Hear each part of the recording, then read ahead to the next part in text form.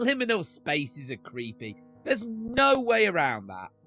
Something about being in a place that looks like it should be full of people, but instead empty or abandoned, reaches an uncanny valley for things that are not human. I don't know. Is there a term for that?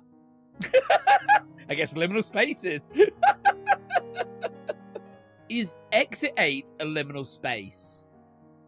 Well, yes, but also no.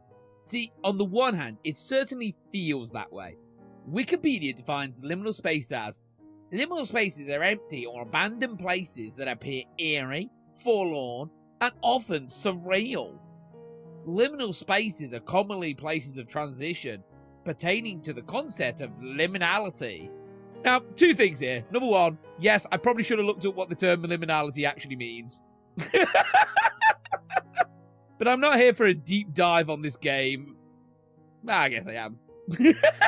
But also, number two, don't judge me for using Wikipedia. Someone smarter than Walrus probably wrote it. It's not that hard. I is a simple young walrus, and I like the way that this was phrased. This game certainly gives that vibe at the least, but we'll revisit that soon. Let's talk about Exit 8 first.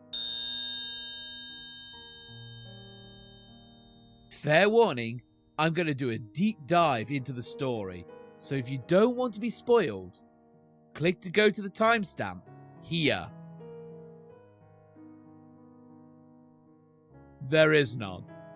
I'll be honest, I just always wanted to say that line. But yes, from what I can see, there is no story. It falls into that category of make your own story. Like, there could be deep lore in this game, but I am not a theorist. I don't even have an eye for hidden lore, and that's why I watch those videos instead. So on the surface, there are no answers, and honestly, that's not a bad thing. See, what some horrors fail to realise is telling us everything removes the mystery, and sometimes the best scares come from the not knowing. What am I missing? There's no escape from this hell. What am I missing? There's an entire genre based on that idea. I mean, I don't need to tell you it's cosmic horror, do I? And honestly, those are some of my favourites. I love Cthulhu. I just love Eldritch. Eldritch horror is hilarious. A person could interpret this story in 1,000 ways. From the traditional, this is probably purgatory, to the trapped in quasi-time loop, to my take. I have been in 1,000 of these buildings. This is normally what a Japanese, like the entryway to a Japanese toilet looks like. Is the exit a toilet? Are we going to a toilet land? There is probably some symbolism with the number 8 I am very unaware of. But to be fair, I am not claiming to be a smart walrus, and there are other channels better suited for that kind of content. If I find any, I'll link them up top. Right, let me walk you through the core gameplay of this game with a quick clip. Hey, yo. Okay. Everything looks fine now. There's no longer a man in the wall. There's no longer two secret agents coming to kill me. And as far as I can see, there's no anomaloms this time. And you know me, I like it when there's no anomaloms. Yep, that's it. That's the loop. And surprising no one, it is so fun. Your entire game is filled with 2 non-smoking signs, 5 posters, 3 doors, a fire safety thing. What are they called? A 2-sided exit sign. We'll be coming back to that. Overhead lights, 2 vents, floor tiles, and Jeff. Hi, are you my friend? Now, Jeff is a lovely guy. Always late for work, but never willing to run. That's our boy. I get the feeling Jeff isn't real. Or he's us. Or a previous resident. Or the devil himself. Jeff is everything and nothing. All hail our overlord, Jeff. Jeff isn't trying to kill me immediately. The vents are good. That's good. That's good. Wait a minute, you're giant! That's giant, Jeff! That's wrong in every way! This game broke me, okay? Jeff is just Jeff. We do not question the nature of Jeff.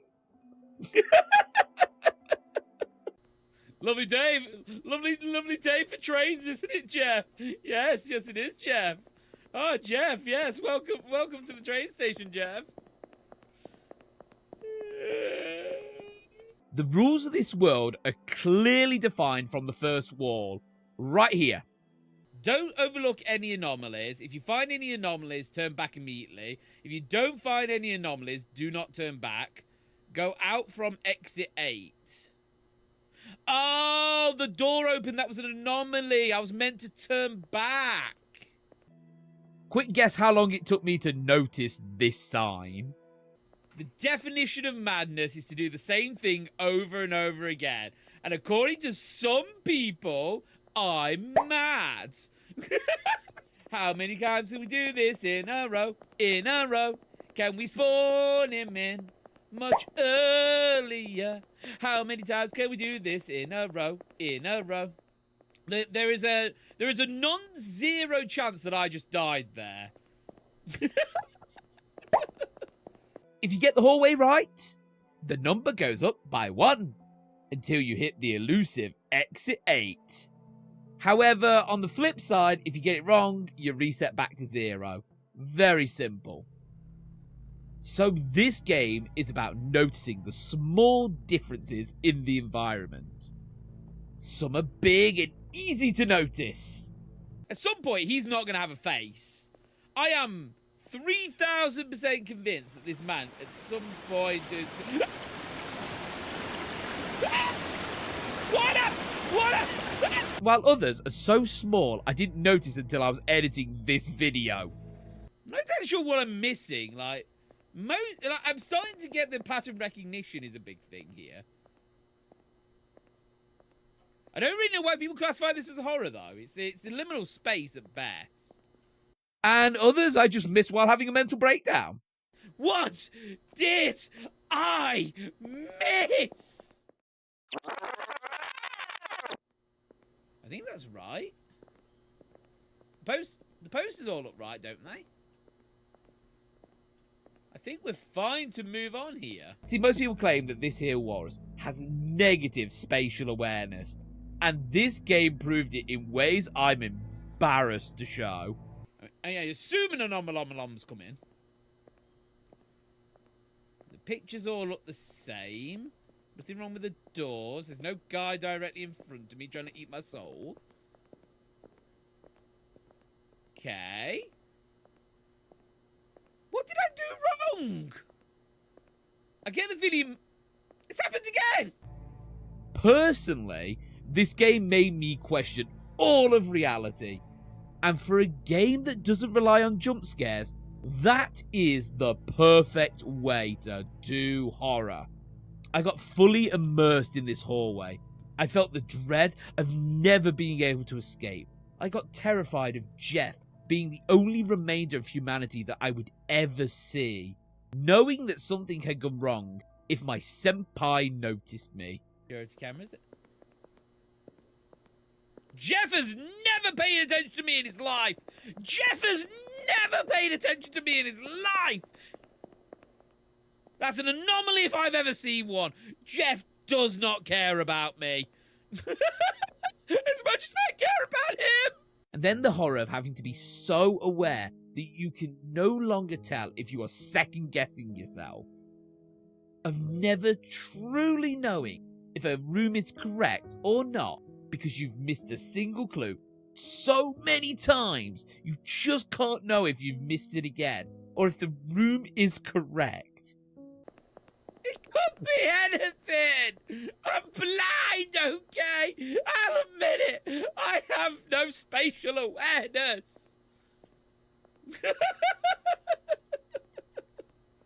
It is a horror that doesn't get you to scream, except in the rage and the futility of the situation. It's the kind of horror that stays with you, like a voice in the back of your head telling you that you left the stove on. It's real horror. It does have its downsides.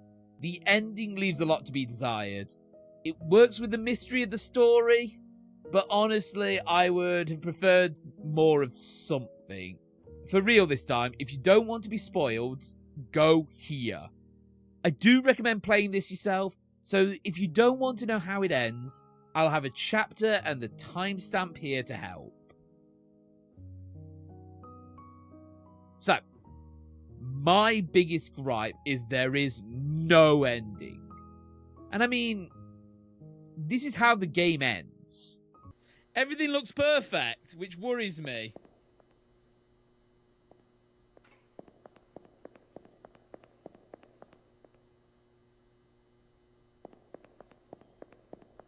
Yes! Woo! I'm free, baby! And I can find all anomalies, apparently.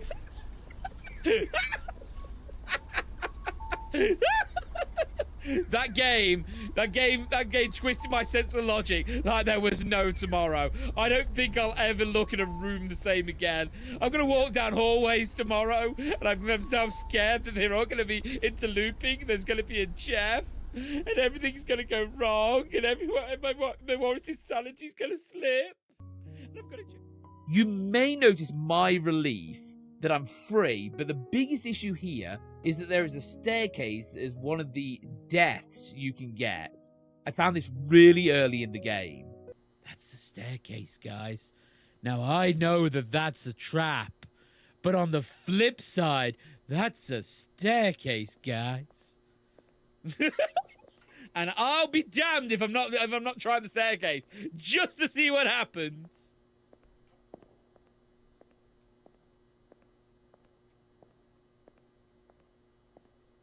Am I free? Boop, boop. Boop, boop.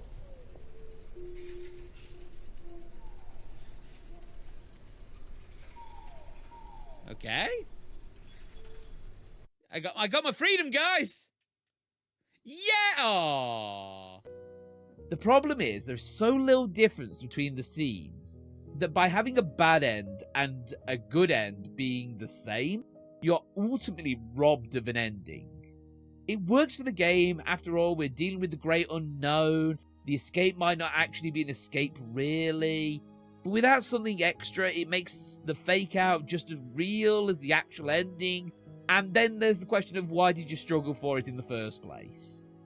It feels like my sanity was broken without reason. Once again, it works for the horror element and probably keeps the theorists coming. So, this game is short. Well, if you're observant anyway. It was not short for me. And it made me question reality. Fun fact, I made dinner after this and I couldn't find a fork. And I did have to question for about 5 minutes whether my kitchen was even real. See, I knew there'd be something wrong with your face sooner or later. Ha!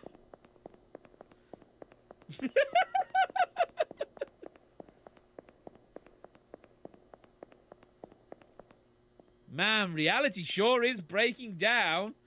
If you can stay broken, at least I'll know when to go forwards and when to go backwards. Do I recommend this game? Yup. It has a couple of issues, but overall it's an amazing experience. Personally, I think this is a game that would benefit from the VR treatment. It would likely open up the doors to even more scares if they do. Imagine, if you will, a clank in the vents. You lean up to have a look, and there is just an eye staring back at you. might be one for the developers to consider in the future. Maybe for their sequel, Exit 9 3/4. But to my original question, is Exit 8 a liminal space? Back to judging me for using Wikipedia. I know you were. I think we've covered the yes quite well, but by its definition, with Jeff stalking the halls, technically, the place isn't abandoned and it's certainly not empty. Do monsters and recurring people, real or fake, remove liminality though? I guess that's the real question, and it would take a smarter walrus than I to answer that question. And good luck finding one! If you like this video, well, I don't need to tell you how the YouTube works. This is exactly what happens when you subscribe to Wellplayedwalrus as well. You get trapped in a room that looks a lot like this. There's a TV in front of you, and it's only playing walrus content, and you've got to put up with that for the rest of eternity. So, like and subscribe. Instead, I'll say thank you for listening. I'm trying something new and really enjoyed writing this, so I hope you like it. Catch you all next time. Sayo banana. Jeff? Jeff, you want to give me a sign that something's gone horribly wrong? Or is everything fine, Jeff? I'm so confused. Yeah, no, that'll do it.